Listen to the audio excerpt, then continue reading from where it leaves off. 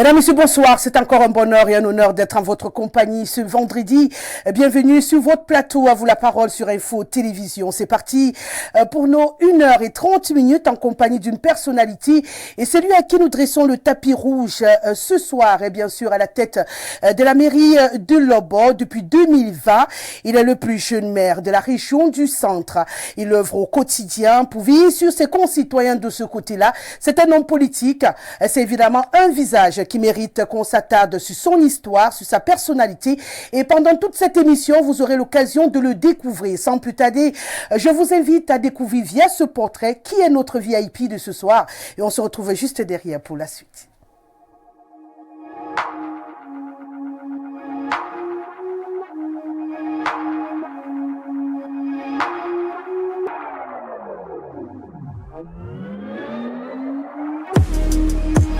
Né le 27 juin 1984 à Okula dans la Leki, Serge Bertin Obono-Nguini, le plus jeune maire de la région du Centre, est l'invité de votre émission À vous la parole ce soir. Issu d'une famille polygamique, Serge Bertin Obono connaît une enfance tumultueuse teintée d'un parcours scolaire atypique. Des études primaires en Bankomo avec l'obtention d'un CEP en 1994, le secondaire à Ebolova en menuiserie et bénisterie, sanctionné par l'obtention d'un baccalauréat en métier bois et bénisterie. Sorti de l'École nationale des eaux et forêts de Mbalmayo en qualité de technicien des eaux et forêts, il intègre la grande équipe d'Orange Cameroun à Douala. Le décès de sa mère signe son retour à Yaoundé en 2010. Démarre alors une vie d'entrepreneur dynamique. L'agriculture y s'y colle et développe ce secteur. Il met également sur pied Immo Future Salle, une société immobilière qui fait dans la viabilisation des espaces, achat et vente des terrains, également dans la construction des maisons. Le succès suit. Passionné de droit, Serge Obono intègre parallèlement l'université de Soie et obtient en 2013 une licence en droit. Omnibulé par le bien-être des autres et surtout des jeunes qui l'accompagnent et soutiennent au quotidien, le numéro 1 de la commune de Lobo entre en politique contre l'avis de sa maman. Humaniste et sociable, il s'implique et gravit les échelons de la base du parti jusqu'au poste de président de section RDPC Leki Sud-Ouest Lobo qu'il occupe à ce jour. Aidé, accompagné et soutenu par les jeunes et les communautés desquelles il est très proche, Serge Bertin Obono-Nguini brigue la mairie et devient en 2020 le 4e maire de la commune de Lobo et par ricochet le plus jeune maire de la région du Centre. Marié et père de plusieurs enfants, Serge Bertin Nguini est chevalier du mérite camerounais. Bienvenue sur le plateau d'À vous la parole, Monsieur le maire.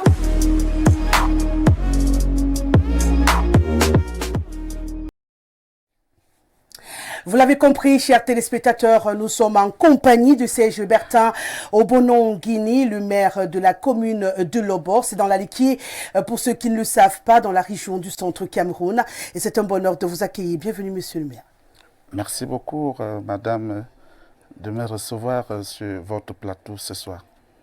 J'espère que vous avez écouté votre portrait de prime abord satisfait. Il est magnifique. On l'a dit à l'intérieur, on va parler de politique tout à l'heure, on va commencer par votre parcours assez atypique. Comment est-ce qu'on réussit à s'abonner à une branche de bois et bénisterie, parce qu'on a suivi que c'est ce que vous avez fait, et par la suite on est passionné d'agriculture? Vous savez, madame, depuis tout petit, je vous disais encore que je viens d'une famille extrêmement pauvre. Papa polygame de 4 femmes, parti très tôt. Et après, c'était pas évident, c'était pas facile. Et après les études, il fallait se lancer. Et depuis tout petit, nous savons tous, y compris vous, que c'est l'agriculture qui nous a nourris. Alors, moi, je me suis toujours dit, l'avenir, c'est dans l'agriculture. Voilà pourquoi. Si tôt? Oui, sitôt avec les petits moyens que j'avais à l'époque, je me suis lancé dans l'agriculture et aujourd'hui, je peux dire et j'affirme que tout ce que je suis aujourd'hui, c'est parti grâce à l'agriculture. On remarque également que votre parcours scolaire, il est assez atypique. Vous vous déplacez beaucoup. Pourquoi? Mais je vous disais encore que lorsque vous êtes dans une famille où la tante n'est rien, l'oncle n'est rien, vous n'avez pas un grand frère, pas de grande sœur, et ça devient difficile. Alors, à l'époque, dans les années 88, lorsque je commence mes études, c'est telle tante qui te prend pour 2 ans, c'est tel oncle qui te prend pour 3 ans ou voire pour 1 an. Et je dis tout ceci parce que déjà je me comportais bien étant tout petit. Et c'est tout le monde qui voulait m'avoir chez lui. Et voilà pourquoi vous voyez, je suis allé de partout. J'ai peut-être fait... Oui, j'ai peut-être fait 10 établissements. Parce qu'à chaque fois, pas parce que j'étais bête, non. C'est tout simplement parce que voilà, les circonstances de la vie à ce moment-là ne me permettaient pas de rester stable. Mais Dieu merci, j'ai profité ou bénéficié de l'éducation de mes parents, mes tantes, oncles. Et voilà, je lui ai dit merci. Une enfance un tout petit peu tumultueuse et vous décidez un matin de vous lancer dans la politique. C'est vrai qu'avant de parler de la politique, vous nous dites que vous revenez sur Yaoundé après le décès de votre maman. Pourquoi? En fait, la maman commence la maladie, elle est souffrante. Et étant le fils aîné à ma maman, j'ai un petit frère, 7. Alors, je ne voyais pas comment s'occuper de ma maman étant à Douala. Alors, je dis, ma maman était celle-là qui s'occupait des choses au village. Alors, moi, je ne connaissais pas, je peux dire, je connaissais vraiment pas le village. Et alors, je me dis, voilà, papa est parti très tôt. Voilà, maman, elle peut aussi partir. Alors, il faut être à côté du village, il faut être auprès de la maman pour mieux s'occuper d'elle. Et c'est comme ça, quelques temps après, la maman, elle est partie au-delà. Et j'avais déjà la proximité, déjà, tout le monde avait le village. Je connaissais des frères, des cousines, des oncles. Le retour est facile voilà. Parce que très souvent, lorsqu'on va chercher la ville et qu'on revient au village, les autres frères ont tendance à bloquer un tout petit peu. Le retour, il a été facile? Je vous ai dit que papa avait 4 femmes et ma maman fut la 4e femme de mon père. Donc ce n'est jamais facile lorsqu'on revient au village. C'est jamais facile. Mais je dis toute chose, comme je dis souvent aux jeunes, l'homme devrait avoir 3 grandes valeurs. Donc pour moi, la plus grande valeur, c'est la valeur morale. Alors lorsqu'on a une valeur morale, et on s'adapte à tout. Alors ma façon de faire, vous voyez, avec mes frères, je voulais apprendre autour d'eux. Et un peu comme on dit en politique, j'ai fait le mort. J'ai fait le mort, alors ils m'ont appris tous les petits secrets. Tous les rouages. Et voilà, et je me suis intégré et nous vivons très très bien aujourd'hui. Vous décidez par la suite de rentrer dans la politique et bien sûr contre la vie de maman, une fois de plus, mais vous décidez d'y aller. Qu'est-ce qui vous donne envie de rentrer dans la politique? Qu'est-ce qui me donne envie d'entrer dans la politique? Déjà, avant la politique, j'accompagnais les jeunes à travers l'organisation des championnats de vacances. Je vous ai dit, j'étais responsable Orange, donc j'avais cette possibilité d'organiser les championnats dans toute la commune, dans toutes les localités de la commune. Et je donnais, je vous ai dit, je fais dans l'agriculture depuis, alors que j'avais des plans, je fais dans la palmeraie, le plan banane plantain, il y avait des rejets. Alors je voulais partager ça avec les jeunes. Alors je me suis dit, là je suis dans le privé, si je parviens à faire ceci dans le privé, comment je peux faire pour mieux les accompagner? Alors l'idéal pour moi était la politique. Alors j'ai dit, je me lance en politique malgré l'interdiction de la maman. Qu'est-ce qu'elle craignait?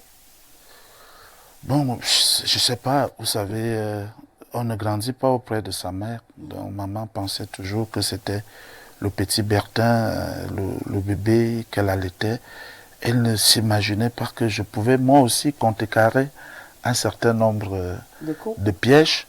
Et voilà, je pense que si les morts sont avec nous, elle est fière de son fils que je suis aujourd'hui. Alors vous décidez de choisir le RDPC. Pourquoi ce choix? Parce que quand on est jeune, on est dynamique, on a autant de volonté que vous. Normalement, on est révolté, logiquement.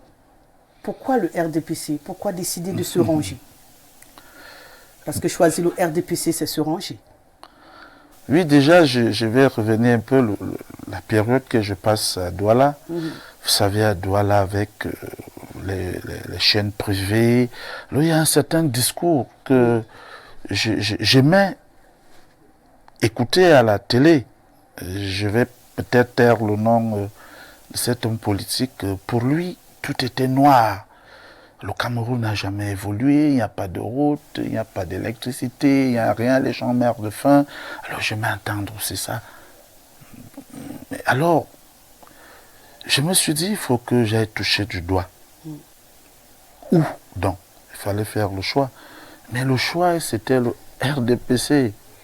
Le RDPC, dans notre pays, c'est une religion. C'est une religion. Alors si on doit faire la bonne politique, il faut adhérer au RDPC. Là-bas, il y a l'académie du parti, on vous forme. C'est pas comme les politiciens d'aujourd'hui où quelqu'un sort de nulle part et vous apprenez qu'il est député et d'autres même veulent devenir président. Alors, à travers dans le RDPC, j'ai vu cette base. On forme les jeunes, on commence à la base, la cellule, le comité de base, la sous-section, la section. Alors j'ai commencé au niveau des jeunes. Et voilà, pendant tout ce temps, j'ai beaucoup appris. Et je pense que je fais la fierté de la jeunesse de la commune, la jeunesse du département. Et je continue à m'améliorer pour certainement devenir une référence. Aujourd'hui, vous êtes à la tête de la section RDPC. Ah oui. À ce jeune âge, parce qu'on a envie de le dire, étant habitué très souvent à constater qu'il faut une certaine maturité, je parle d'âge, hein, parce qu'on peut être jeune et être mature, pour occuper ce type de poste au sein de votre parti politique. Et là, vous êtes un jeune qui défie un tout petit peu la logique. Pour ceux qui vous observent, comment on fait pour devenir président de section si jeune au RDPC? C'est quand même une grosse surprise, sûrement même pour les téléspectateurs qui nous écoutent ce soir. Au RDPC, c'est le mérite. Contrairement à ce que les gens disent ou les gens pensent, ceux qui sont à l'extérieur. Au RDPC, c'est le travail, sauf seul le travail paye. Alors, j'ai commencé avec les jeunes, j'étais président de section OJ, j'ai travaillé avec ces jeunes pendant 6 ans. Et lorsque on sort de président de section OJ, ce qui vous reste là, c'est le RD. Nous sortons de... À l'époque, c'était les organes annexes. Aujourd'hui, on appelle les organes spécialisés. Alors, lorsque vous sortez dans des organes spécialisés, aussitôt, vous allez au RDPC. Alors, vous avez le choix où vous intégrez une sous-section, ou vous intégrez une section. Alors, le travail que j'avais abattu avec l'ensemble des jeunes, parce que je n'étais pas seul, et même aujourd'hui, je ne suis pas seul, avec l'ensemble des jeunes, on s'est dit, pourquoi ne pas aller essayer? Mais la grande surprise, je vous donne la grande surprise, c'est qu'au moment où je décide de me présenter à la tête de la section RDPC, tout le monde est unanime dans ma commune, mes aînés, mes pères, mes mères, mes frères, autres, plus anciens même dans le RDPC que moi, ils m'ont dit, tu as tout notre soutien, alors vas-y. Ça veut dire que je n'ai pas eu de challenger. Wow. Vous êtes président des sections. On a envie de vous demander quand même quelle relation vous entretenez avec le chef de la délégation permanente du RDPC dans cette zone-là, notamment le MINAD. Henri Yebea ici, j'y arrive. Ça se passe bien avec lui?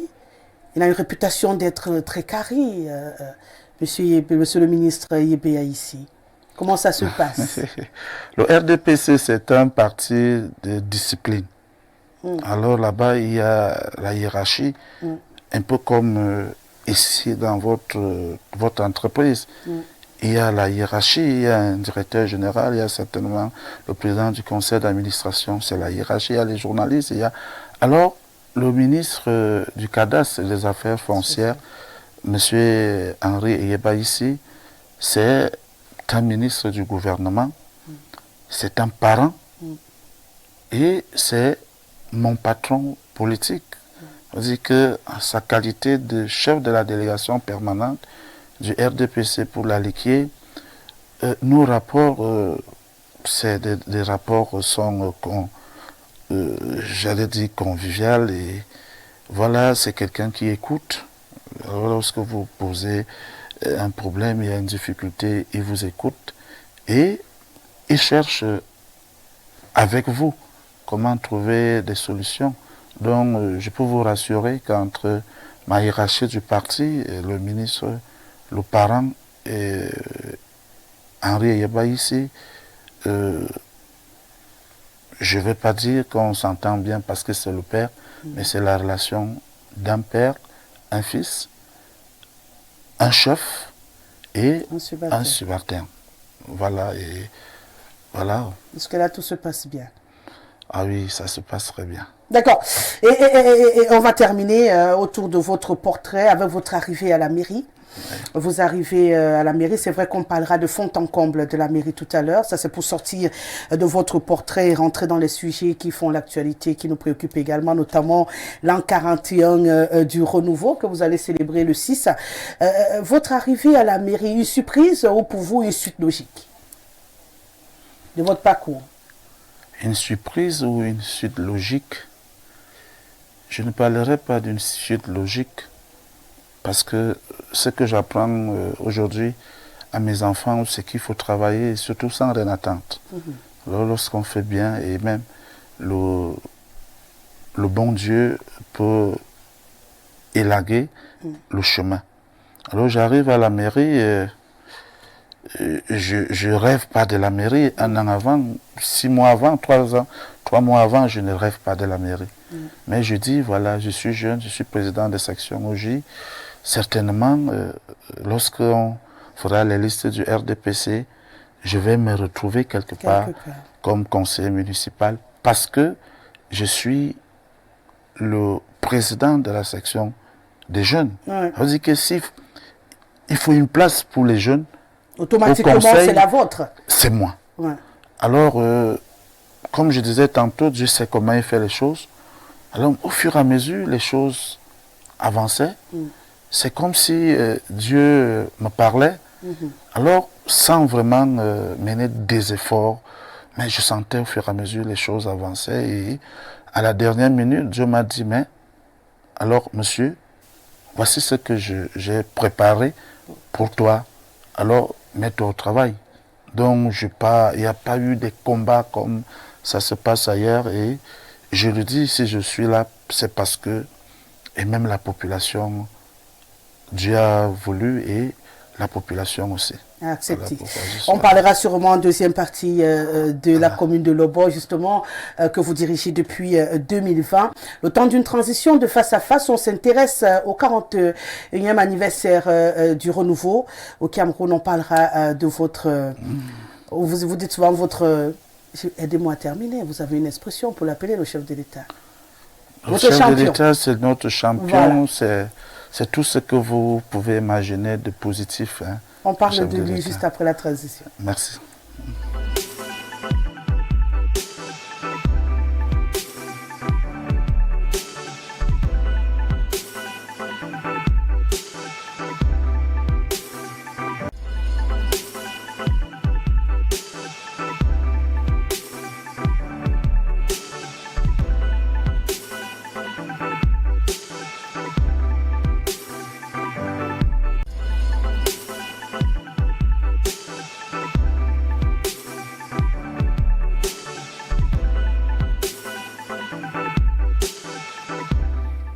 Vous êtes toujours sur Info Télévision, l'émission c'est à vous la parole. Nous sommes en compagnie du maire de la commune de Lobo, Serge Bertrand Bono, en Guinée.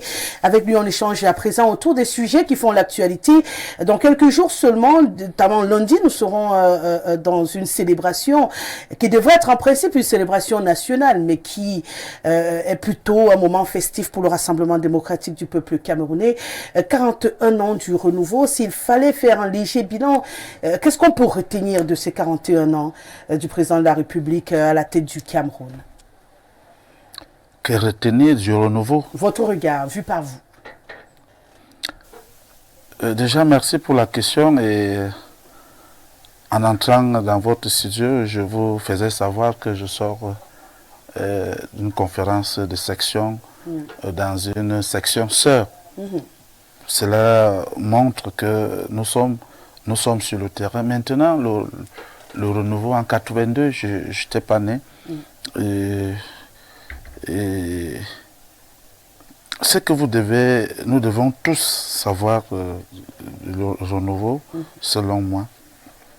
Je vais parler du renouveau sur deux aspects. Il y a l'aspect politique et il y a l'aspect économique et social. D'accord. Maintenant, aspect politique.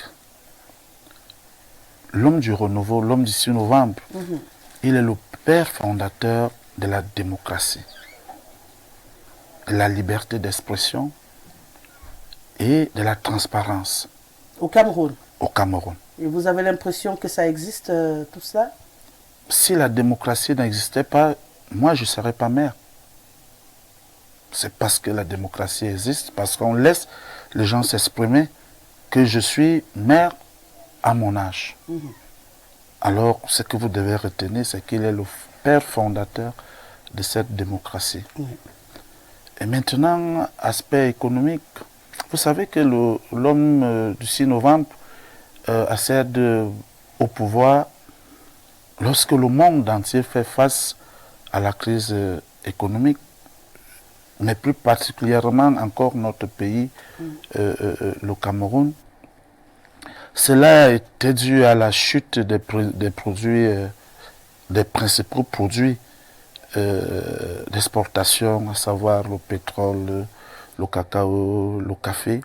Mais malgré tout cela, malgré toutes ces difficultés, il a su tenir le bâton de commandement et que depuis 1982, le Cameroun est resté debout malgré les difficultés. Certainement tout à l'heure, en faisant le débat dans le bilan de ces 41 ans, certainement je vous donnerai nous y sommes, hein? Nous y sommes. Nous, on veut comprendre pourquoi vous dites que le Cameroun est resté debout lorsque les trois quarts des Camerounais interrogés dans la rue trouvent que nous plongeons. Parce qu'on a essayé de se balader un tout petit peu. Beaucoup de jeunes sont même très remontés et ont l'impression qu'il n'y a pas de boulot, il n'y a pas de possibilité, il n'y a pas moyen de rêver au point où il y en a qui quittent le Cameroun, quitte à prendre la route. Vous êtes jeune également et vous nous dites que le Cameroun est debout. Parlons d'abord aspect politique. Oui. Vous êtes d'accord avec moi que dans les années avant 1982, on ne pouvait pas débattre des affaires politiques telles que nous le faisons aujourd'hui. Alors aujourd'hui, je suis très content de voir comment quelqu'un, pendant qu'il est en train de siffloter sa bière, il parle de tout et il n'est pas inquiété. Alors je dis, rien que pour ça, nous devons la liberté d'expression, le multipartisme, parce que c'est le père fondateur, comme je disais, de la démocratie. C'est lui qui vient avec tout ça. Maintenant, si on veut prendre l'aspect économique, madame, moi je suis né en 84.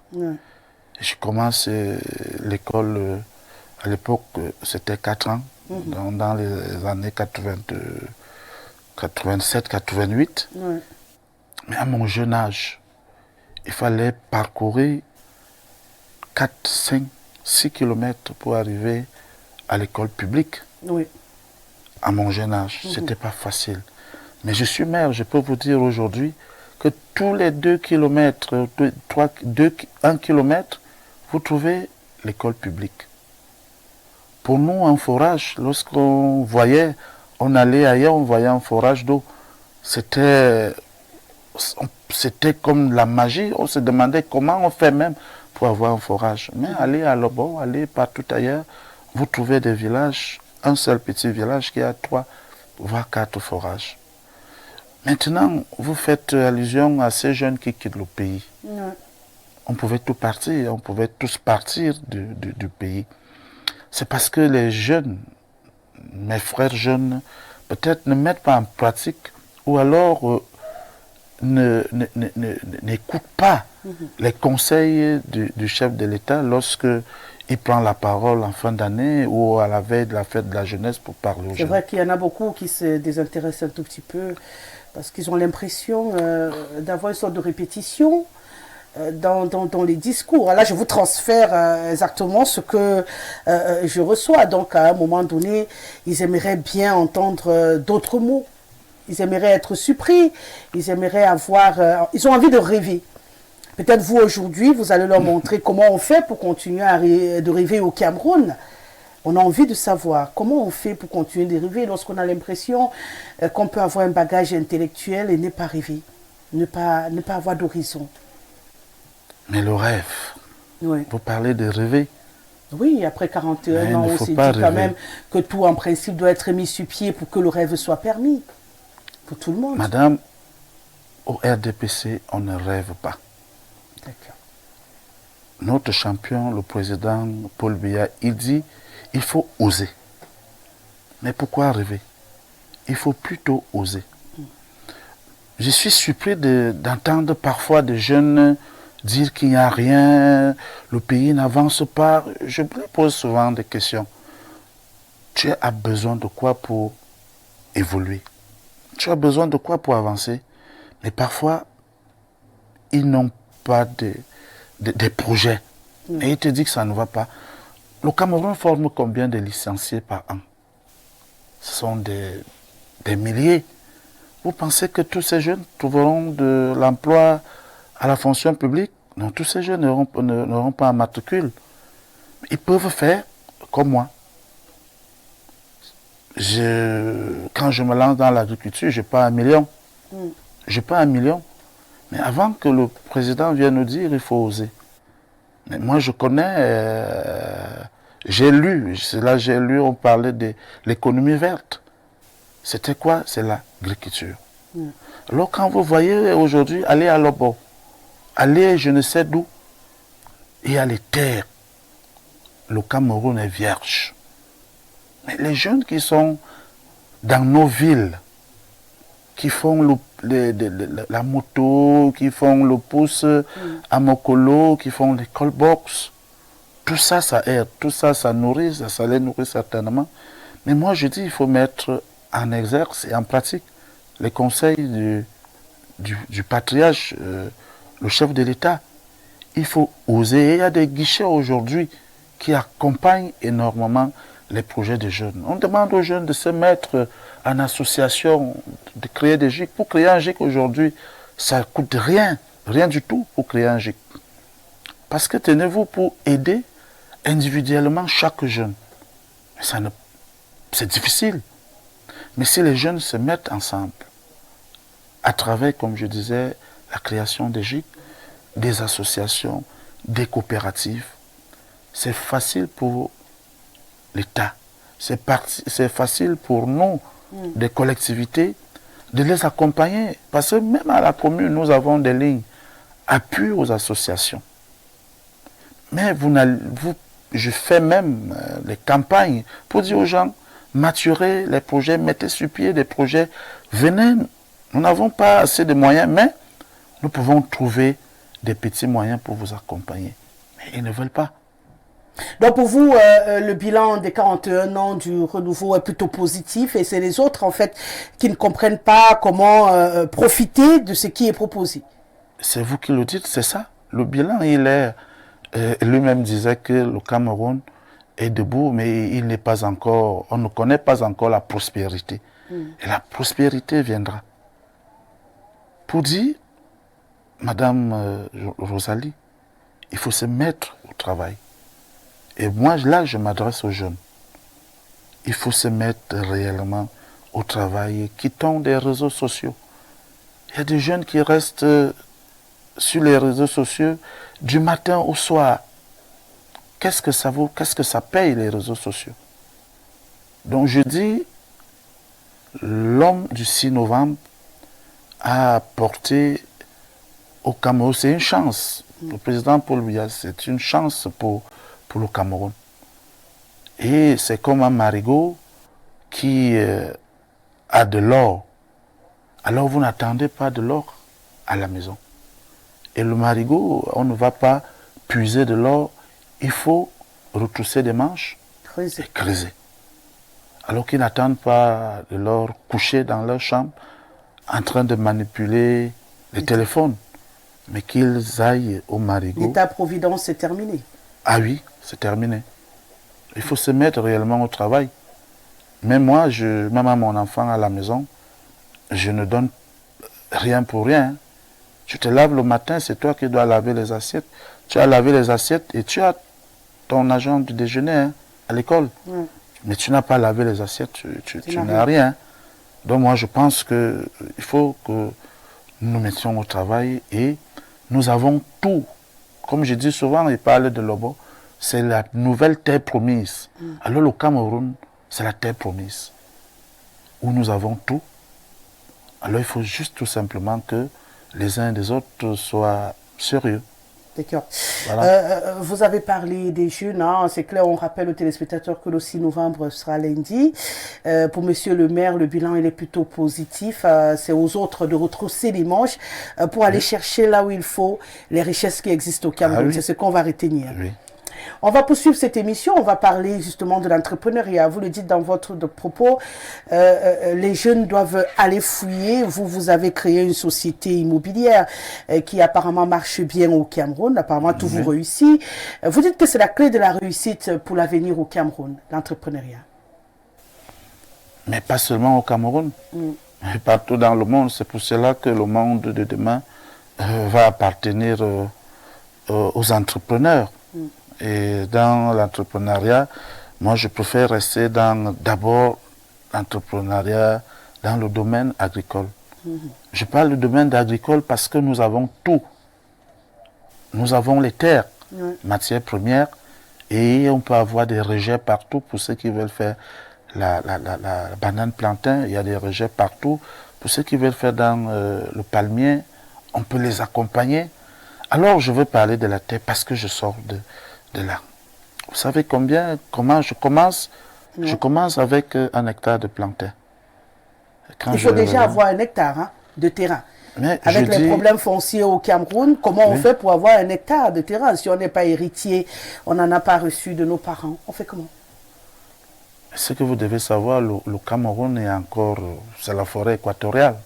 Ça voudrait dire aujourd'hui il y a des forêts, et même le MINCAF. Lorsque vous avez un projet bien maturé, n'est-ce pas, le MINCAF peut mettre, ou je pense même, moi j'ai vu le MINCAF délivrer les titres aux femmes rurales dans une localité, je pense que c'était à Obala. Parce que les femmes ont présenté des projets fiables. Et le MINCAF les a donné, l'État les donne des espaces.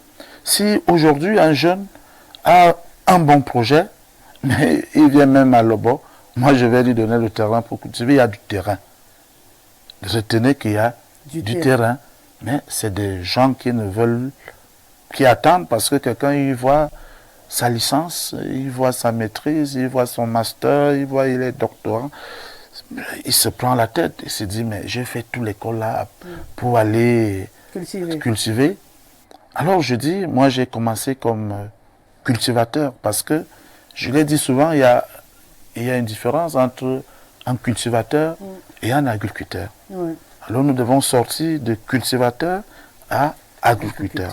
Alors mais j'ai commencé comme cultivateur. 1 hectare de plantain. Mais je vous dis, c'est 1 hectare de plantain, je vendais, tous mes régimes avaient le même prix. Peu importe la grosseur. Peu importe la grosseur. Si c'est 2000, je dis que c'est 2000, un pick-up comme ça, autant de régimes, autant de 2000. Au fur et à mesure. Et les femmes venaient prendre, j'avais une femme avec qui je continuais à travailler, qui venait prendre les régimes au champ avec son propre véhicule. Au fil du temps, je suis allé à 2 hectares, je suis allé à 3 hectares. À un moment même, j'ai fait du maïs. Et je me suis dit, bon, maintenant que j'ai une base, qu'est-ce que je peux réellement faire pour devenir agriculteur? J'ai donc choisi le domaine de l'immobilier. Palmier. De palmier à huile. Palmier à huile. Alors, quand je choisis dans le domaine de palmier à huile, mais là, il fallait donc du terrain. Il fallait avoir du terrain. Je vous dis, j'avais déjà amassé un peu quand même en vendant mes plantains, bananes, parce que toutes les semaines, j'avais au moins une quantité que je vendais. Ça m'a donné beaucoup d'argent. Ou alors, ça m'a donné un peu d'argent. Ah oui, ça m'a donné un peu d'argent. Pourquoi vous retirez le beaucoup Il n'y a jamais, le mot beaucoup n'existe pas, il n'y a jamais beaucoup. Hein. Mais ça m'a donné un peu d'argent. Et il fallait donc du terrain pour devenir un agriculteur. C'est là où je m'intéresse donc à l'immobilier. Alors comme je ne voulais pas faire un peu... comme tout le monde. Comme des promoteurs qui sont... ils sont des milliers hein, au Cameroun. C'est là où avec le temps, j'ai passé 4 ans à soi. Donc j'avais déjà une idée de comment ça se passe. Je suis allé chez un notaire. Et alors il m'a fait des statuts. Et voilà, j'ai créé donc Emo Futur ça. Et ça marche bien. Oui, Emo Futur ça marche bien. Et alors j'ai commencé par aider les familles. C'est-à-dire que vous trouvez une famille et vous vous accordez. Si vous avez, par exemple, 10 hectares, moi je vous aide à faire le titre foncier, je viens viabiliser, vous voyez. Je vous fais le titre, je viens viabiliser. S'il faut mettre de l'électricité, l'eau, je le fais. Et peut-être, vous me donnez 5%. 5% de 10 hectares, c'est 5000 mètres carrés. Alors c'est comme ça que j'ai fait donc progressivement. Et je trouvais des familles qui avaient vraiment beaucoup de terre. Alors tout ce que je gagnais là-bas, et moi, je faisais donc, je mettais les palmiers. Alors... il faut être aussi ingénieux hein, pour réussir à entreprendre comme vous et réussir dans ce secteur. Les stratégies que vous nous révélez ce soir pour manipuler la terre, beaucoup n'en savaient rien. Je crois que vous avez aidé beaucoup de jeunes qui nous regardent ce soir à ouvrir une possibilité en allant dans ce sens-là. Vous comprenez l'importance qu'on avait de vous avoir également ici. Ce soir, on se parle un tout petit peu dans les mêmes tranches d'âge. Les jeunes qui nous regardent ce soir, qui ont envie de rêver, je suppose qu'en vous regardant, ils rêvent un tout petit peu, monsieur le maire. On va parler de la commune de Lobo à présent. On est ensemble? La commune de Lobo? Oui. Ah oui, j'aime quand on parle sur la commune de Lobo, ça m'intéresse. On introduit donc avec ce reportage après la transition coup-pour-coup et on se retrouve avec le maire.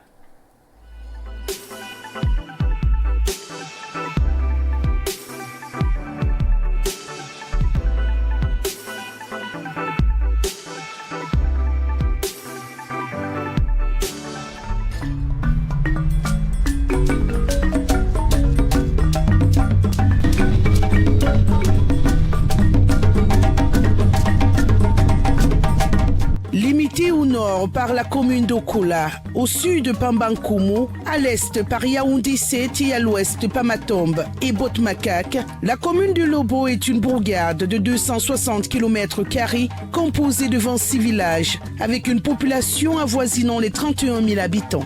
Créé dans la Léquier par décret numéro 95/082 du 24 avril 1995 portant création de communes rurales au Cameroun, Lobo est aujourd'hui une commune où il fait bon vivre. Élu installé à la tête de cette collectivité territoriale décentralisée depuis 2020, Serge Bertin Obono Nguini ne ménage aucun effort pour améliorer le quotidien de ses concitoyens. Des ponts, des routes viabilisées, un espace marchand moderne pour permettre aux commerçants d'écouler sereinement les produits de leur labeur. Nous sommes fiers de notre hangar. Il y a bon vivre ici à tout moment. Nous venons à 7h, nous rentrons à 22h, on se bat, on gagne. Chacun gagne son pain quotidien, ça nous arrange. Avant, nous étions en plein air, nous étions dehors, nous étions en plein air. Et si c'est bien, c'est parfait, c'est meilleur. Nous remercions monsieur le maire par rapport à l'hangar. Nous sommes sur l'abri, nous sommes à l'aise, chacun trouve son compte.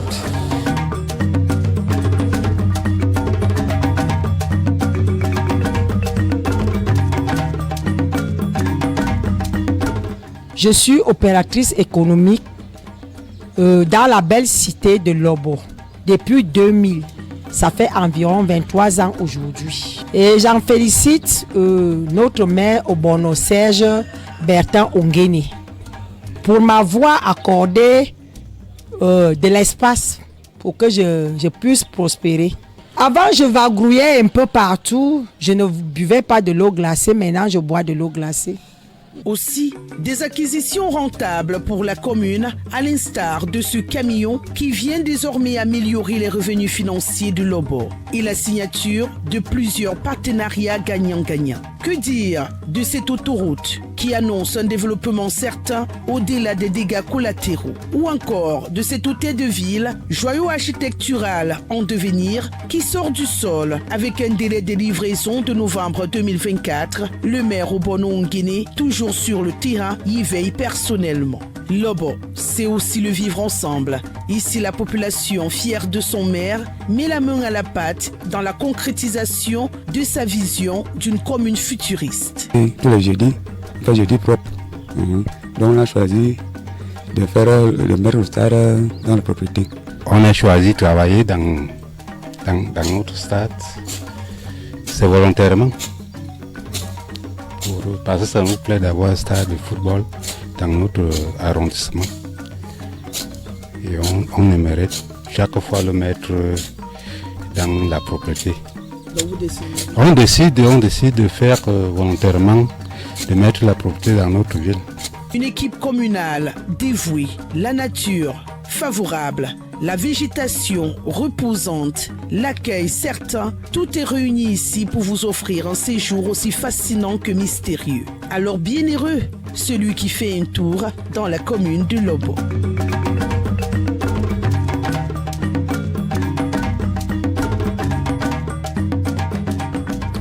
Voilà, on a fait un petit tour dans la commune de Lobo. Nous, on a eu l'occasion de vivre cet environnement avec vous. On va retenir quelques points saillants de ce séjour. On va démarrer avec cette autoroute qui est magnifique, ça il faut le dire, mais qui ne fait pas seulement le bonheur des riverains, qui pour beaucoup ont du mal aujourd'hui à gérer la proximité avec cet ouvrage qui pourtant est important pour le développement de la commune. Vous avez fait un travail de fourmi pour avoir la bonne information. Mais nous, les populations de Lobo, et je parle comme ça, les populations du Cameroun, disons chaque jour grandement merci au président Paul Biya pour ce don qui est l'autoroute. Madame Rosalie, avant l'autoroute, pour aller à Lobo, pouvait passer toute une journée.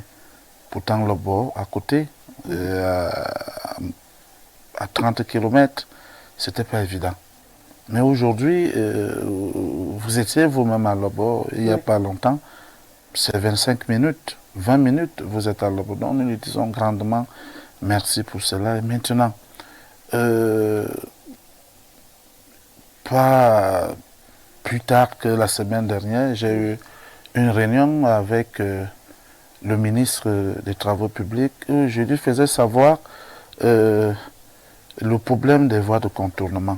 Vous savez, l'autoroute est venue séparer les familles, diviser les villages. Aujourd'hui, quelqu'un est du côté gauche, alors il a son champ du côté droit. Oui. Et il faut parfois maintenant aller contourner 5 km à pied, parce que certainement les changeurs est à 5 km, il faut aller contourner pour venir aller à son champ. Ça devient difficile. Et avec le ministre Nganou, nous travaillons dessus. Il se bat comme il peut. Je comprends que les moyens, il n'y en a pas assez. Alors, il fait comme il peut. Mais je lui disais de faire de ça une priorité pour rendre l'autoroute utilisable. Parce qu'aujourd'hui, on a besoin de voies de contournement. Certainement, si demain, il faut fermer toutes les voies qui donnent. Parce qu'aujourd'hui, pour aller dans mon village, je prends l'autoroute, mais après, je bifurque quelque part pour aller dans mon village. Une fois on ouvre l'autoroute, on ferme. Alors je fais comment? Je vais aller, je dois prendre l'ancienne route. Je dois prendre l'ancienne route qui devient la voie de contournement, mais il faut aménager.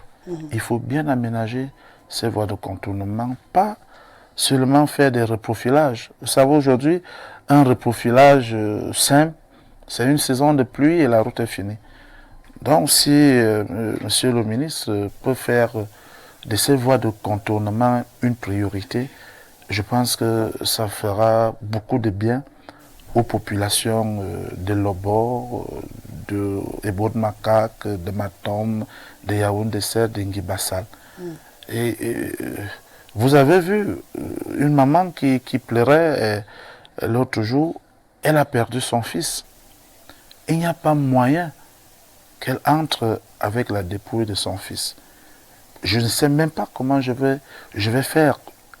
Parce que même traverser ces grillages, il y a des espèces justement, en bordure. Vous pouvez encore bricoler lorsque vous avez les mains vides. Mais maintenant, quand vous avez un cercueil, vous faites comment pour traverser? Donc je pense qu'il faut une solution urgente concernant les voies de contournement, concernant les passages piétons.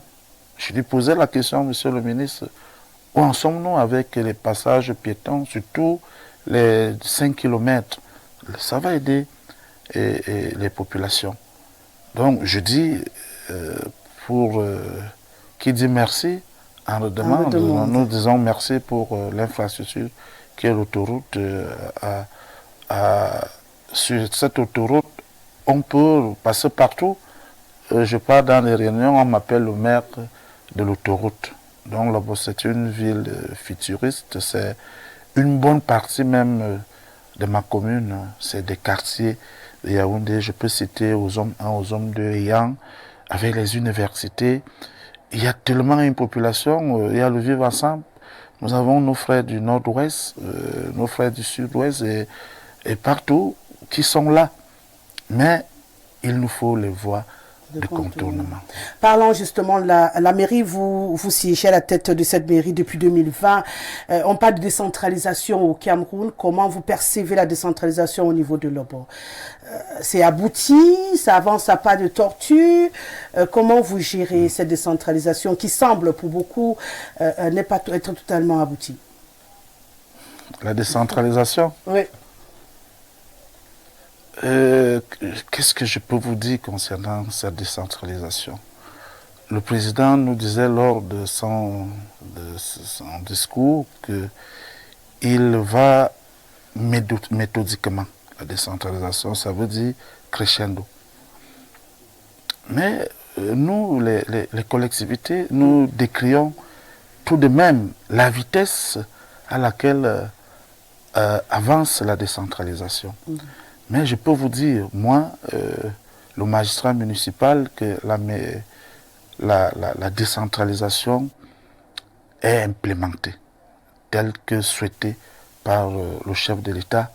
Bon, maintenant, il faut que les uns des autres, ça veut dire certains ministères, se déploient véritablement en allouant les crédits. Parce qu'on dit, la compétence, on attend des décrets, on attend, je ne sais pas qu'est-ce qu'on attend encore pour mettre réellement les moyens de la disposition des CTD. Voyons quand une commune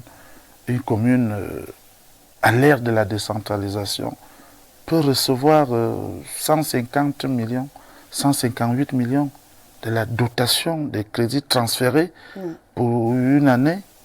Dans ces 158 millions, vous trouvez l'investissement, vous trouvez le fonctionnement. C'est difficile. Mais nous croyons parce que c'est un projet qui tient à cœur au président de la République. Il faut tout simplement qu'autour de lui, ses collaborateurs l'accompagnent dans ce projet qui va venir éclore le pays. Parce que si les communes ont des moyens, rassurez-vous, avec des maires sérieux, le Cameroun va très vite décoller. Très vite décoller. Comment vous gérez la question des centimes additionnels? Presque tous les maires que j'ai eu à rencontrer ont l'impression que c'est un véritable serpent de mer au Cameroun. Comment vous faites, monsieur le maire, du côté de Lobo, pour gérer cette question de centimes additionnels? Les CAC. Oui. Ah oui, on en parle toujours dans les forats des maires, les CAC. À quand les CAC? Bon, aujourd'hui, je peux vous dire, les CAC, c'est pas une priorité pour la commune de Lobo. Quand ça vient, on fait avec. Pourquoi je le dis? Aussitôt, moi, je l'ai compris. J'ai compris qu'avec les CAC, ça devait être difficile, malgré la gnaque par laquelle le DG, M. Akami Akwa, essaye de mettre pour mettre à temps. Hein. Ça veut dire c'est virer ces centimes additionnels à temps au CTD. Mais c'est difficile. Nous ne savons pas ce qui bloque. C'est difficile. Mais moi, je ne vais pas me plaindre. On dit il faut anticiper, un homme prudent. Ce n'est pas celui qui voit le mal venir, alors il cherche, il commence à demander aux gens, venez me sauver, non. C'est celui un homme prudent, c'est celui qui voit le mal venir et prend les dispositions. Et quelles sont les dispositions que vous prenez? Les dispositions que nous prenons sur la commune de Lobo, c'est de créer des niches de recettes. Vous avez vu le camion. Oui. Vous avez vu le camion. Ce camion, il a coûté à la commune de Lobo 85 millions. Mais je peux vous dire, depuis que ce camion est là, des recettes que ce camion apporte à la commune de Lobo peuvent nous permettre de faire beaucoup de choses. C'est-à-dire aujourd'hui, on ne peut plus être bloqué, un peu comme même au niveau du fonctionnement. On ne peut plus être bloqué. Parce que ce qui est sûr, chaque jour que Dieu a créé, le camion va faire entrer. Le minimum possible, c'est 100 000. Le minimum possible. On n'a pas que le camion. On a le stade municipal. Je vais profiter pour dire merci, comme ça, au chef de l'État et au ministre de la décentralisation pour la dotation de 100 millions. Ces 100 millions, est-ce que vous savez qu'il y a 10 ans, il y a des communes qui ne bénéficiaient pas de 100 millions. Ça veut dire qu'il y a des communes qui avaient moins de 100 millions de crédits transférés.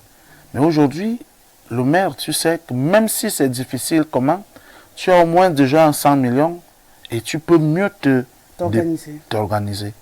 Alors on a construit l'année passée, avec les 100 millions, on a pris une partie, je pense que c'était 40 millions, on a conçu un stade. Ce stade aussi, c'est pas seulement on court derrière un ballon, non. Ce stade, le week-end, les gens viennent faire les 2-0, ils payent des églises de réveil, ils viennent faire leur séminaire, ils payent. Il est même occupé ce week-end, depuis vendredi. Ils payent. J'ai parlé du camion et Lobo qui est une ville, l'entrée et la sortie de la capitale politique du Cameroun. Je veux dire qu'il y a des quartiers, comme je disais, 6 ou 7 quartiers où c'est carrément la ville. Et il y a des gens qui construisent des maisons. Alors il y a le secteur des permis de bâtir. Donc, comme on dit souvent, je gère personnellement. Ça veut dire que ce n'est pas des choses où j'envoie les équipes, je n'envoie pas des équipes sur le terrain, je vais avec des équipes sur le terrain. Et là aussi, ça fait entrer les recettes dans les communes. Vous voyez, il y a des gens qui mettent sur pied des projets sur 1 milliard. Les universités et autres, 1% c'est sur 1 milliard, 1% sur 500 millions. C'est pas rien. C'est pas rien. Et tout ceci, et cette année, nous sommes en train de faire les étangs de poissons. Donc vous voyez, tout cela, ça fait des niches de recettes, puisqu'on ne ressent pas véritablement le manque d'accompagnement. Le CAC, mais chaque fois que ça vient, et voilà, et les agents et le maire, nous sommes contents, parce que c'est toujours bien d'avoir l'argent dans les caisses de la commune. Pour sortir de cette question, qu'est-ce qui vous manque pour faire de Lobo cette ville futuriste dont vous rêvez? Qu'est-ce qui nous manque? Puisque nous avons des idées. Maintenant, il faut concrétiser ces idées. Mais avant de les concrétiser, il faut maturer l'idée. Ça veut dire maturer le projet. Et c'est le plus difficile. Parce que lorsque vous allez voir un bailleur pour financer un projet, il y a des préalables. Et ce sont ces préalables qui demandent énormément d'argent. Si vous mettez sur pied un projet de 2 milliards, d'1 milliard, mais Madame Rosalie, vous devez mettre pour maturer ce projet le minimum qu'un cabinet peut vous demander. Ça peut être 50 millions, ça peut être 100 millions, et vous prenez ça où? Donc ce qui nous manque, des idées étant là, les hommes étant là, Lobo regorge des imminents techniciens, professeurs, tout ce que vous... des femmes dynamiques, une jeunesse dynamique. Alors ce qui nous manque pour réaliser des grands projets, pour transformer Lobo, n'est-ce pas? Comme j'appelle cette terre, pour que Lobo devienne vraiment cette terre promise, il nous faut beaucoup de moyens. Beaucoup de moyens. Beaucoup de moyens. Monsieur le maire, je vais vous laisser vous détendre encore un tout petit peu. Je vais vous laisser en compagnie d'Olivia Bossal. Elle va un tout petit peu explorer le côté jardin du maire de Lobo. Donc, oui. Vous la retrouverez juste après la transition de votre arrêt compte à rebours. À tout de suite.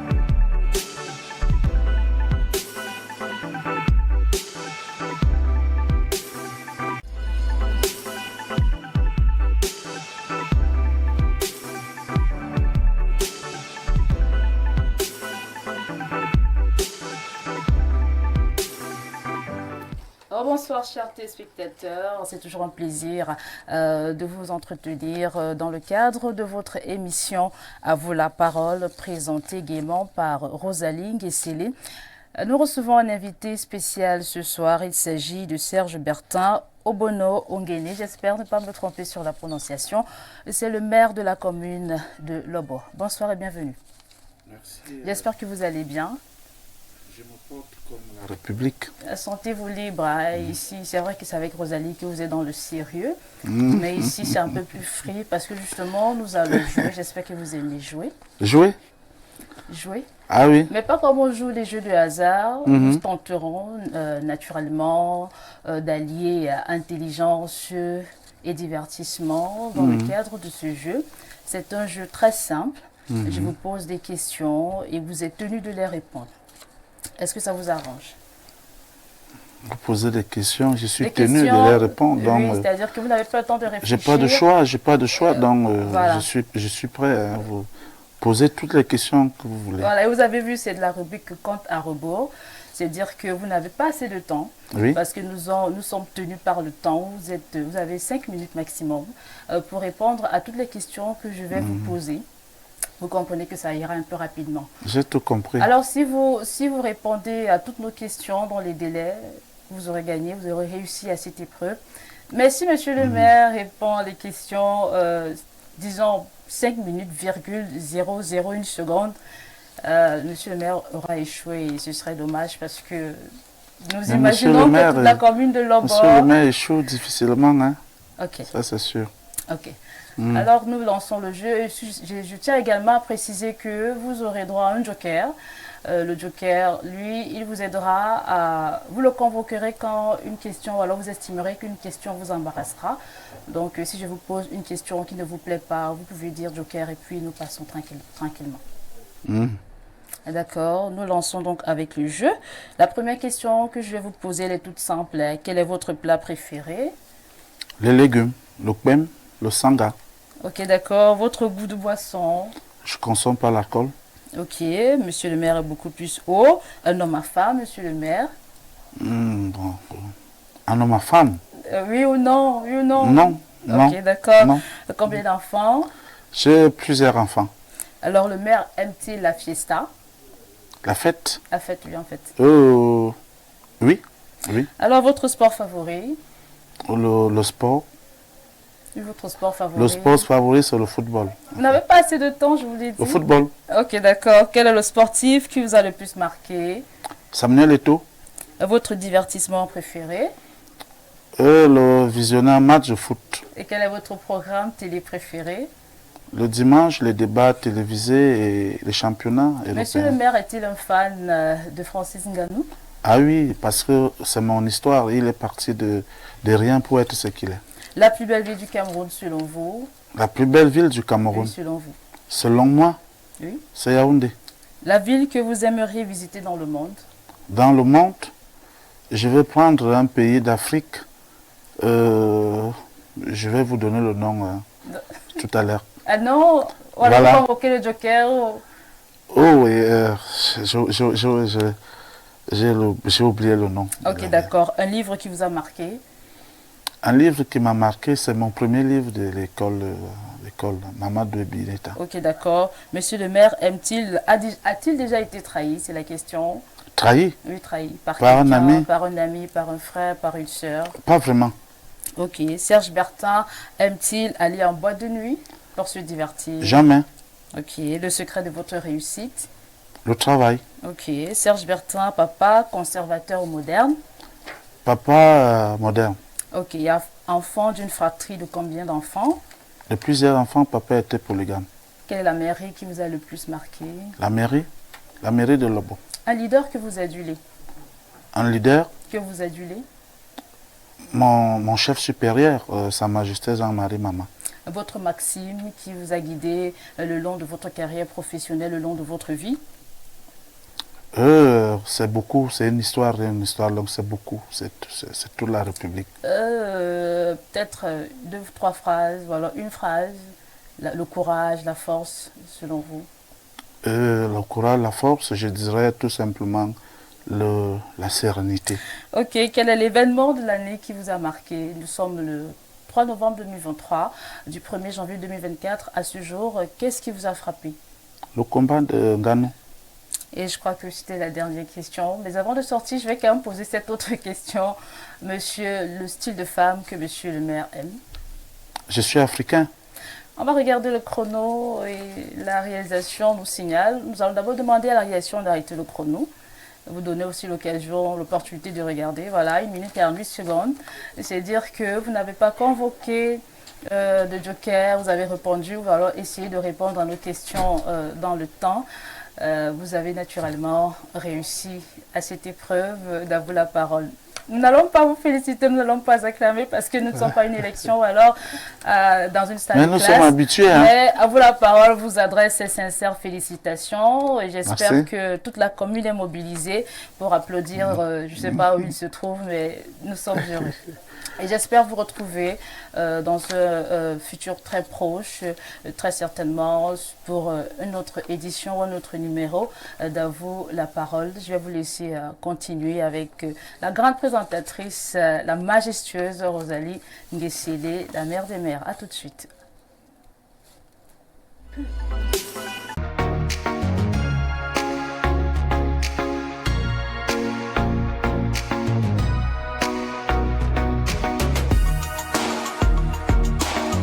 PMUC.cm, la plateforme de paris en ligne du PMUC. Pariez sur les courses épiques, la loterie, le casino, les sports. Avec les meilleures cotes, pariez sur ces gros événements.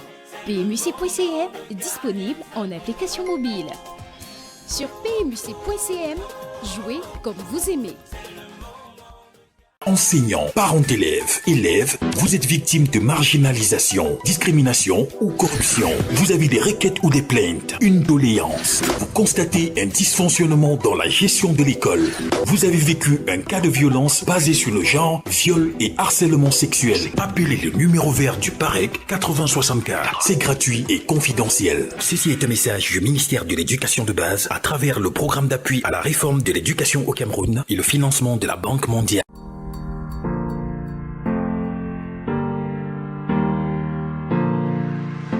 Bienvenue au Wisconsin Apartment, cadre idéal pour un séjour calme et paisible. Wisconsin Apartment, c'est la fine fleur en termes de studios et appartements meublés au standing à moindre coût.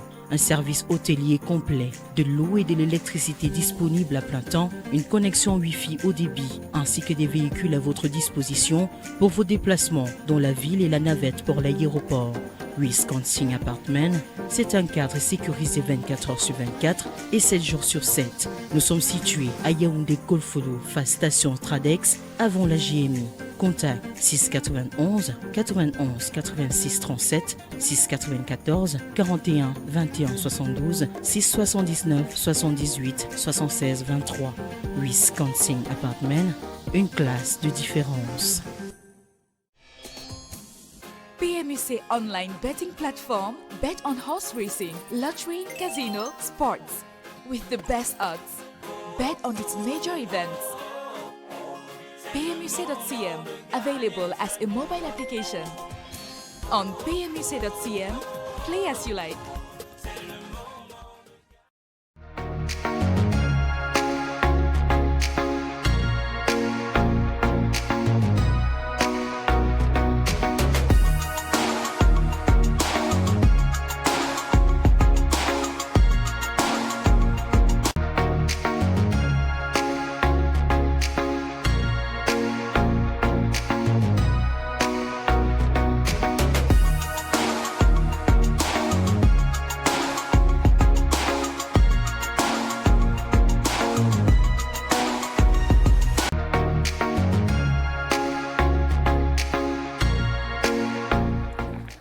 Voilà, nous sommes toujours sur À vous la parole. Merci beaucoup à Olivia Bossal qui vient un tout petit peu de titiller Monsieur le maire. J'ai entendu une question qui m'a fait sourire à Nesten.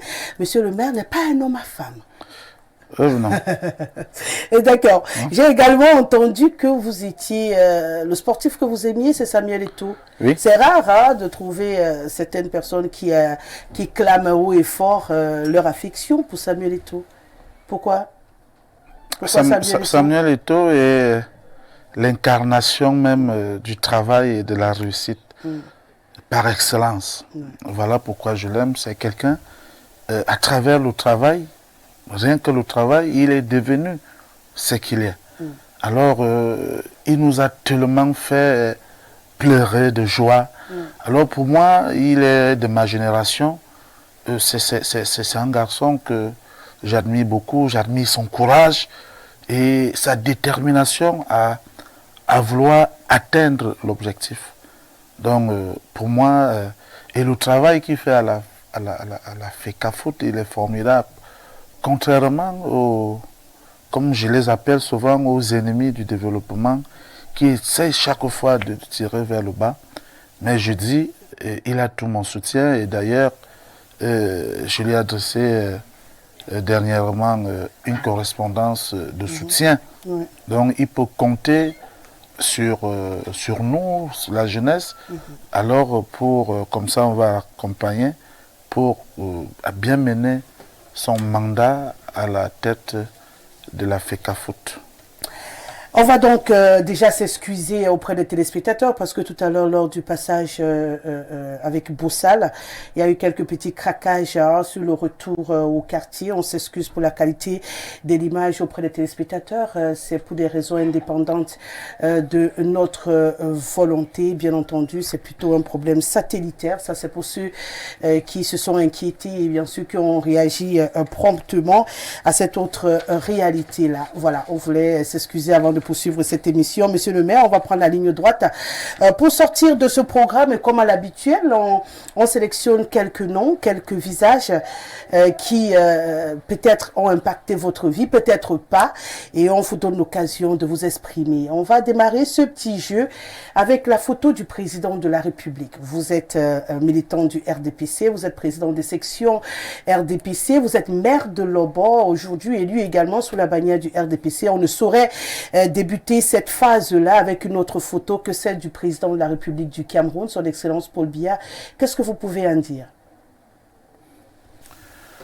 Vous savez, la photo du président Paul Biya, je vis avec cette photo dans mon bureau, dans mon salon, dans ma chambre. Moi, je dis, pour tout homme dans le monde devrait ressembler au président Paul Biya. Le président Paul Biya est celui-là par sa façon, sa manière de traiter ces sujets. Voilà ce qui me fait encore plus l'aimer. Alors au moment où vous pensez qu'il va s'enflammer, alors il laisse le temps passer et après, il pose des actes. Donc c'est difficile à nos jours de voir quelqu'un qui peut gérer des problèmes aussi, des problèmes aussi graves à sa manière. Donc il est pacifique, il est tolérant, il est tout ce qui est du positif. C'est le président Paul Biya. Voilà pourquoi je l'aime, je l'apprécie et voilà pourquoi je dis tant qu'il n'est pas allé au village, tant qu'il n'est pas rentré au village, alors je suis avec lui à 10 000%. Avant de parler d'une autre personne, il paraît que vous avez également un lien particulier avec vos parents, notamment votre maman. Oh, ma mère. Quand je pense à elle, ma maman était une femme très, très dynamique. Malheureusement, elle est partie aussi jeune. Si jeune, à peine 50 ans. Et c'est celle-là, papa parti très jeune, c'est celle-là qui elle se battait. Voilà pourquoi je vous ai dit, elle aussi n'avait pas de moyens. Il fallait aller chez une tante, il fallait, elle aussi, elle se battait, mais elle m'a donné une très bonne éducation. Elle m'a appris, par exemple, mon fils, demain, quand tu vas rester, alors ce qui ne t'appartient pas, ce qui n'est pas à toi, ne regarde pas. Il m'a demandé de respecter les gens, pas seulement des aînés, pas seulement des riches, mais de respecter tout le monde. Alors il m'a appris tellement de bonnes choses et ça m'aide aujourd'hui à vivre tranquillement. Une autre personne que nous avons retenue et qui on espère va également impacter, puisqu'on a d'ailleurs écouté tout à l'heure lors du passage de Bossal, vous avez parlé de Sa Majesté Jean-Marie Mama. Ah oui, Sa Majesté Jean-Marie Mama, chef supérieur. Chef supérieur des États Ouest. Oui. Chef supérieur des États Ouest, ça voudrait dire il est le chef de 4 communes, à savoir Monatélé, Vaudoula, Okola et Lobo. Sa Majesté Jean-Marie Mama, c'est notre père à nous tous. Il est mon père. Il est mon père parce que depuis tout petit, depuis que je suis entré en politique, c'est pas celui qui me caresse au sens du poil. C'est celui qui attire mon attention. S'il a appris quelque chose, il y a des gens, peut-être au lieu de venir directement me parler, ils préfèrent passer par lui et ne perd pas le temps. Aussitôt, il me saisit, voilà, j'ai appris ceci, de quoi s'agit-il, viens à la maison. Alors c'est quelqu'un qui m'accompagne dans tout ce que je fais. Il veut savoir si à la maison les enfants sont bien, si madame se porte bien, si je ne dérange pas madame, si à la mairie, à tel niveau, le chantier, l'hôtel de ville là, c'est à quel niveau, telle chose, c'est à quel niveau, le conseil, pourquoi ça traîne, pourquoi tu ne tiens pas les conseils à temps. Donc c'est quelqu'un qui veut me voir réussir. Et quand vous avez quelqu'un comme ça autour de vous, alors je ne peux que dire merci au Seigneur. Donc c'est un père. C'est un père pour vous. Oui. Un autre nom, peut-être le dernier que nous aurons ce soir et non les moindres, Benoît Donsoumet. Oh, Benoît Donsoumet, c'est le guide. C'est un guide. Il est, comme je l'appelle, Père Noël. Parce que lui, il est l'unité de mesure du savoir-vivre avec les gens. Chez lui, si vous avez 2 ans, sous sa casquette de ministre, alors il vous respecte. Il reçoit tout le monde chez lui. Il mange avec tout le monde. Il prend tout le monde au téléphone. Mais à un moment, je lui demande, mais tu fais comment? Il me dit, si je ne prends pas le téléphone, s'il a des problèmes, ils vont expliquer à qui. Alors, voir un parent, un leader, un ministre qui se comporte comme lui, alors je ne peux que vouloir être aussi comme lui. Ça veut dire écouter tout le monde, prendre tout le monde au téléphone, manger avec tout le monde chez moi. Et en politique aussi, c'est celui-là qui veut se rassurer que tu es en train de bien faire. C'est celui-là, à chaque fois que j'ai sollicité auprès de lui son soutien, ses conseils, il a toujours été disponible.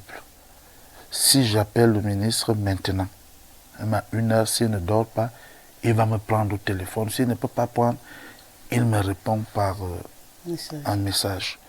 Et j'ai beaucoup de respect et d'amour pour lui. Nous arrivons au terme de cette émission. Avant de prendre votre dernier mot, ils insistent tellement. On va vous prendre, on va dire quoi, 5 messages de téléspectateurs pour leur faire plaisir. Déjà, il y a ce téléspectateur qui dit: félicitations monsieur le maire, votre parcours éloquent fait honneur à la jeunesse. Continuez à nous faire honneur en travaillant ardemment. Bon vent à vous. C'est un téléspectateur. Un autre qui dit bonsoir à vous en studio, très bonne émission. Juste pour vous dire qu'au RDPC, les jeunes, pour moi, j'aimerais comprendre comment vous trouvez que vous avez réussi à vous exprimer, parce qu'ils n'ont pas beaucoup de bouche. Ils subissent un tout petit peu. Apparemment, lui également, il fait partie du RDPC. Il veut votre stratégie. Comment vous avez fait pour ne pas subir un tout petit peu en tant que jeune? Ah bon? Oui, c'est ce qu'elle lui dit. Il y a beaucoup de pression sur les jeunes. Vous savez, le jeune aujourd'hui, je disais ça ici. Ouais. Un jeune, c'est celui qui doit parler avec les yeux, écouter avec les yeux, regarder avec les yeux.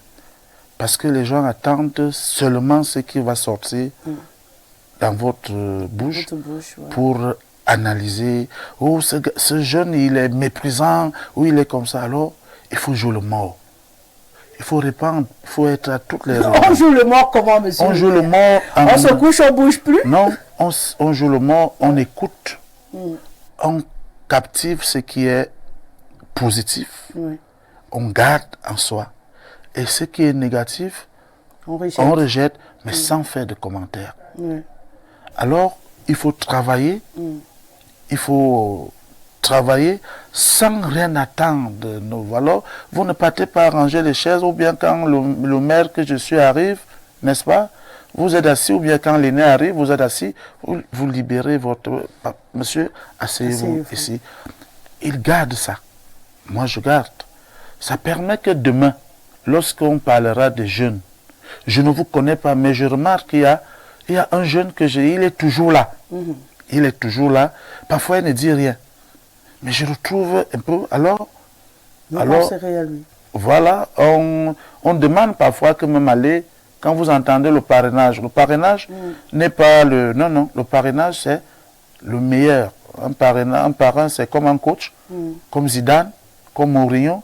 On voit un jeune qui amortit bien le ballon. Quand ils viennent vers toi, c'est parce qu'ils savent que tu es bon, parce qu'ils savent que tu es le meilleur. Donc moi, je dis aux jeunes du RDPC, ce n'est pas de revendiquer, non, on ne nous regarde pas, non, il faut travailler. Seulement travailler, sans calcul, sans rien attendre, et ça va venir. Bonsoir Madame Guessele Rosalie, ici Monsieur Ntiama Jaurès du Mine Postel. J'aimerais savoir comment on se rend à Lobo. On passe par quel chemin? Merci. La sortie nord-ouest de la capitale Yaoundé, c'est-à-dire par Nkol-Bisson. Quand vous arrivez à Nkol-Bisson, donc partie Cité Verte, ou alors je prends le point de chute, le point de départ comme point B, poste central, vous êtes à Mokolo, vous êtes à la Carrefour Mec, vous êtes en Nkol-Bisson, alors vous longez tout droit, vous êtes à l'autoroute.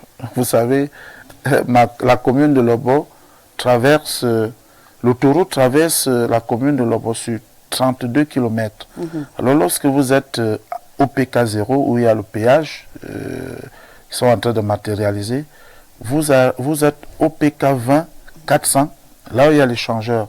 PK20 400, c'est le centre-ville de Lobo. Mais la ville, ou alors la commune de Lobo même, commence au PK0, où je suis limitrophe avec Yaoundé 7. Et la dernière question, elle vient justement de Lobo. Bonsoir à vous au studio. Moi, c'est Kani Dylan, depuis Kribi. J'aimerais poser cette question à l'endroit de la personne de Monsieur le maire. J'aimerais savoir si un jeune natif, apparemment il est natif de Lobo, qui a un projet bien structuré, ayant un terrain, mais il manque de financement, est-ce qu'il peut être soutenu? Je disais tout à l'heure que c'est mieux que les jeunes se mettent ensemble. Parce que pour soutenir individuellement, on ne peut pas s'en sortir. Tu peux commencer, tu vas aider 2, tu vas aider 3, mais la demande va accroître alors, et à un moment, tu seras buté. Et on dira que non, le maire, c'est un menteur. Donc je préfère, n'est-ce pas, parce qu'on a 2 possibilités de pouvoir aider un jeune. Dans le cadre de la mairie, je lui dis, il faut se mettre ensemble. Il faut créer un GIC. Il crée un GIC qui a un siège à Lobo, n'est-ce pas? Il nous saisit. On va étudier le dossier et dans le cadre de la ligne appui aux associations, on voit son projet, qu'est-ce que nous pouvons faire. Et il y a maintenant dans le cadre politique, le RDPC, président de section RDPC que je suis, j'accompagne aussi des gens, mais là, parfois individuellement. C'est vrai, même dans le cadre du parti, on les demande de se mettre ensemble. Mais parfois individuellement, l'homme politique que je suis, n'est-ce pas, opérateur économique que je suis, je peux et même j'aide les personnes au quotidien. Je vais vous passer les messages de tous ceux qui demandent votre numéro de téléphone. Voilà, je suis disponible et je réponds beaucoup. Tous les messages WhatsApp, je réponds parce que appeler là, c'est pas évident parce qu'on est toujours dans des réunions, on est dans des chantiers, c'est pas évident. Donc c'est mieux que les gens envoient des messages. Voilà. Alors maintenant, monsieur le maire, je vais vous laisser regarder votre caméra et passer un message à tous ceux qui nous regardent ce soir, avant qu'on ne dise au revoir aux téléspectateurs. Votre dernier mot, ce mot qui restera pour tous ceux qui nous regardent ce soir. Mon dernier mot, moi, je vais l'adresser à la jeunesse. À la jeunesse, pour dire à la jeunesse de mon pays, le pays où moi j'ai choisi vivre et rester, parce que je pouvais partir comme des frères qui sont de l'autre côté. Ils s'en sortent certainement, mais je pense, et je l'ai dit souvent quand on se retrouve, quand je vais en Europe dans le cadre des missions à la mairie, que je pense que je suis toujours, j'ai une avance sur vous, bien que vous soyez ici, pas parce que je suis maire, mais même en termes de réalisation.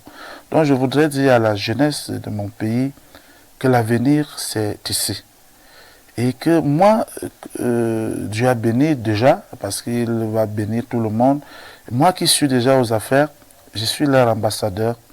Alors j'ai besoin que cette jeunesse m'accompagne, parce que j'aimerais être l'exemple, le modèle. Lorsqu'on lorsqu'un jeune se lèvera à tolérer, qu'il aspire à la mairie, qu'on ne lui brandit pas que le maire de Lobo, qu'est-ce qu'il avait fait. Mais que lorsque tu te présentes et lorsqu'on te dira ça, tu prendras l'exemple sur le maire de la commune de Lobo, qui était jeune, qui est arrivé, qui a réussi. Alors, j'ai besoin de soutien de toute la jeunesse et qu'ils sachent que la flamme ne va pas s'éteindre entre mes mains. Ça veut dire qu'en tant que jeune, j'essaie de bien faire pour ne pas perdre la face. Ça veut dire que pour ne pas fermer la porte à mes frères qui aspirent aussi à des postes politiques. Donc, chers jeunes, je suis votre frère, je suis un continentais, comme on dit, un enfant du continent, et mettons-nous ensemble pour un Cameroun émergent à l'horizon 2035. Je vous aime. Merci, monsieur le maire Bertin Ongene Obono, de nous avoir accordé votre temps. Je sais que ça n'a pas été évident, et c'est d'ailleurs pas évident parce que vous êtes en plein dans les préparatifs du 6 novembre. J'ai réussi l'exploit de vous pêcher au milieu de vos activités. Je vous remercie grandement de m'avoir accordé ce bonheur ce soir. Au plaisir, bien entendu, de vous retrouver pour d'autres occasions. On va vous laisser rentrer sereinement du côté de Lobo. On vous souhaite une très bonne fête du renouveau lundi prochain et bon vent. Merci. Merci beaucoup, Madame Rosalie. On sort de cette émission en remerciant déjà toute l'équipe mobilisée pour la réussite de cette émission. On va penser à Idriss, le caméraman 2.0. On va penser à Mara, le rédacteur en chef, qui œuvre également derrière. On va penser à Nadège Fouidio, qui a contribué également à la réussite de cet autre numéro de votre émission À vous la parole. On va penser à Olivia Bossal, qui était également sur ce plateau ce soir pour la rubrique Compte à rebours, et qui a bien titillé monsieur le maire. On va remercier toute l'équipe technique qui est toujours bien mobilisée. Ismaël, Jean-Martin Kenfak, Ben Valls et le Célestin Tomo pour ce soir. Et bien entendu, on va s'incliner devant le PDG du groupe La Météo, monsieur Dieudonné Inva, qui est le métronome même de la réussite de cette émission. On va faire un clin d'œil à Viviane et à Laure de Eden Garden Institute, qui m'ont magnifié ce soir. Allez, au plaisir de se retrouver vendredi prochain, même heure, même plateau, mais invités différents. Et ce sera avec le même plaisir et le même bonheur. Bonne suite de programme sur nos antennes.